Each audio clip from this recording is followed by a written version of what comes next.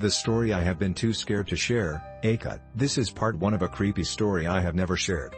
When I was 12, we moved into this old Victorian house my mom inherited from her grandparents. It was beautiful but seriously creepy. Creaky floors, weird cold spots, and one hallway we all avoided. But the weirdest part? My bedroom wall. At night, I'd hear whispers. Not just random noises, actual words. I'd press my ear to the wall, and it sounded like a little girl whispering, "Don't trust them. They're watching." At first, my mom told me it was just the house settling. Classic. But I started recording it. And one night, I caught something bone-chilling. The whisper said, "He lives in the basement. Don't go down there." I played it for my mom. She turned pale, like dead white. She made me delete it immediately and told me never to talk about it again. The next day, she locked the basement and said it was off limits. But here's the thing, we don't have a basement. At least, I thought we didn't. That night, I waited until everyone was asleep. I pulled up the old floor rug in the hallway, and underneath was a trapdoor. It was covered in dust and hadn't been touched in years.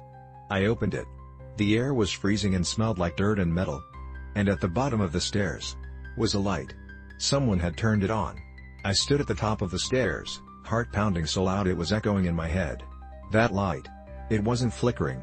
It was steady. Someone was down there. I grabbed my phone, turned on the camera, and started recording.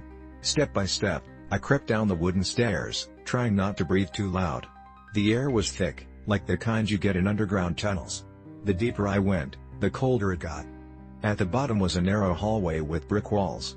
At the very end, there was a metal door. My fingers were shaking so hard I could barely turn the handle. But I did. Inside was a small room. There. Except for one thing. A child-sized bed with restraints. And on the wall? Scribbled in red crayon, over and over. "She tried to help me. They took her. She tried to help me. They took her." I turned around to run, but froze. Standing in the hallway was my mom.